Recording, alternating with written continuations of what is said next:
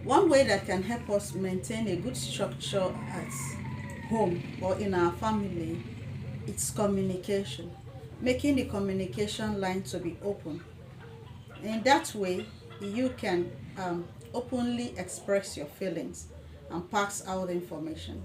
In this video, we want to look at how communication can help us in our families. How can communication help us in our family? Communication is the life wire of every good relationship. And so our family, it's our own organization, and we want to communicate effectively in order for us to understand each other. And when there is understanding, there is mutual concept and the relationship will thrive. Now, one thing that will help us is active listening. Active listening, because the information will not be distorted. You won't be on your phones, you won't be watching something else, you won't allow any other thing to distract you because you are actively listening. So in our family, when one person is passing an information to us, let's try as much as possible to listen effectively in order to get the information that the other person is passing across. Another thing that will help us in our family to communicate effectively is showing empathy. Beyond the words, there is a feeling. Try to be empathetic. Try to show feelings to the word you are being told. See how you can show concern and fellow feeling to the other person. Then, I want to emphasize on, don't try to interrupt the other person at every point in time. If you interrupt the flow of communication, the other person might get angry and stop communicating his or her feelings. So try as much as possible to try to understand what the other person is saying without interrupting the flow of communication. Communication is very important in running a very good home. So try as much as possible not to interact the other person. Then express your feelings. If you bottle your feelings in, nobody will know where the pain point is coming from. So every member of the family needs to express their feelings, their concerns, their needs, their emotion. But do that in a constructive way, not in a judgmental way. Don't tell them that you don't seem to understand. Don't tell them you don't understand me. Try as much as possible to put out your feeling in a more constructive and understanding way. That way, help the family. So that's another thing we have to do. Be constructive in passing your information, but don't bottle your feelings in. Try as much as possible to put it out there in a respectful way, that other members of the family will understand what you're going through and how they can help you. That is very important. If you don't communicate your needs, nobody is a magician to know what is in your mind. And if you don't say your need, there is no way the family will understand how to implement policy that will help in fulfilling your needs or bringing out solution to what your problem is. So try as much as possible to tell what your problem is. Encourage open communication. Every family that have a good dialoguing system thrives well from every angle. The children, the parents. If you dialogue well, don't practice monologue in your family, one-way traffic, just you talking as the head of the house, or you that is in authority, or you as a caregiver just talking without the children or without other family members being part of it. It's not going to go well. So try as much as possible to offer open dialogue. How do you offer open dialogue? It's good to check in your family. Check what is happening. And that will require that you have regular family meeting. If you meet together, it helps you to bond. If you meet together, it helps you to identify a problem. If you meet together, it helps you to offer solution to a particular problem. So that means that regular meeting of the family, it's important. When you come as a group, you put out a problem as a group, everybody brainstorm the problem, a solution will always come up. If it didn't come up that particular time, after much thinking and after much brainstorming, solution will come out. So always check in your family and always have a regular meeting for everyone to speak their mind and to see how they can tackle a particular problem. That will help the families to strive better. Ask for clarity. If you are the head of the house or you are a caregiver, ask the children what you don't understand. Don't assume. Assumption will kill the idea. Assumption will distort your view. Assumption will make you to be judgmental.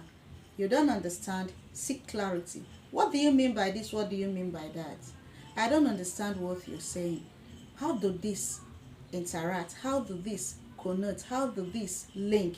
How do you want us to do it? So seek clarity. Ask question. Listen. That's why the first point I discussed was active listening. And so don't be quick into conclusion. Try to seek clarity. We are all imperfect in our own ways. So try to be patient. Everybody in your family has their own imperfection.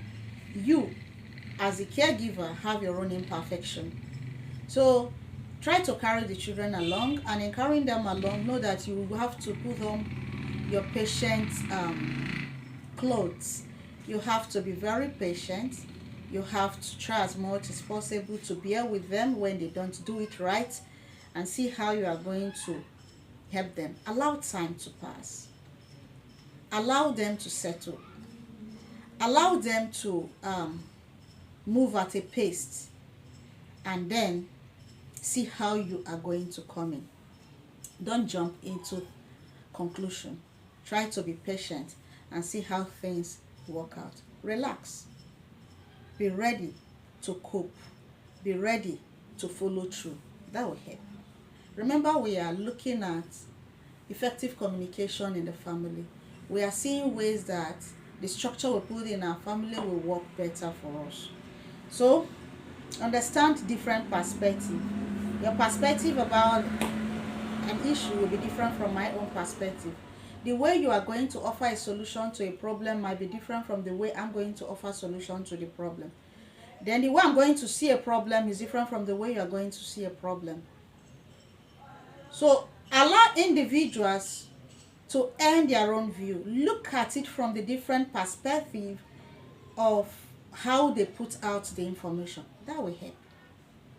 Manage conflicts. Every family have conflicts. There's no perfect family. If yours is family, good.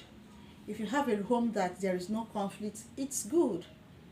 But in the real world, majority of the family have their own conflicts. There is always bound to be conflicts in every organization which the family belongs to.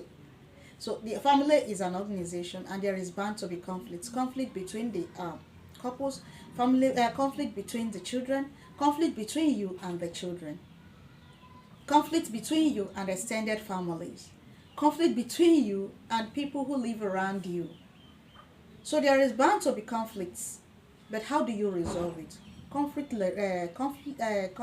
resolution is important. How do you resolve problems in the home?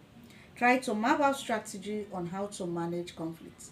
Help the children see how they can manage their own conflicts. Prefer solutions to problems and help them to see procedures in which they can help themselves. Try to forgive each other. Walk away from trouble. Try to report to a superior authority in the home. Try to respect each other's boundaries. Try to speak in a calm and kind way to each other. That will help to put in good measures in managing conflicts. And above all, show appreciation to your family. Praise when they need be, correct when they need be, work together as a team, let things work in agreement. So I have discussed few points that can help us to put in good communication in our home. Try to be a good listener. Try as much as possible to express your feelings in a constructive way. Encourage open dialogue in your family. Try as much as possible to get clarity before you conclude matters. Manage conflicts in the home. Be patient because all of us are work in progress. Praise, appreciate good works that have been done. If you put in good communication measure in the family will strive well. We want peace in our homes and we want harmony in our home. So let's put in good communication that will help us. Thank you for joining me today. We are on a series of how we can help our family build structure, how we can help our family to have good communication in order for us to understand ourselves and in order for us to pass information that the other person will get clearly. And when there is clarity, there is always harmony, and we want to be harmonized in running our family. So my affirmation for every family is you will be united, you will live in peace, you will manage conflicts well, you will communicate better, you will have to interact with yourself, you will have to dialogue well, you will have peace, and there will be harmony in every aspect of your family. That's my message to you, and that's my wish to you. I'll see you in the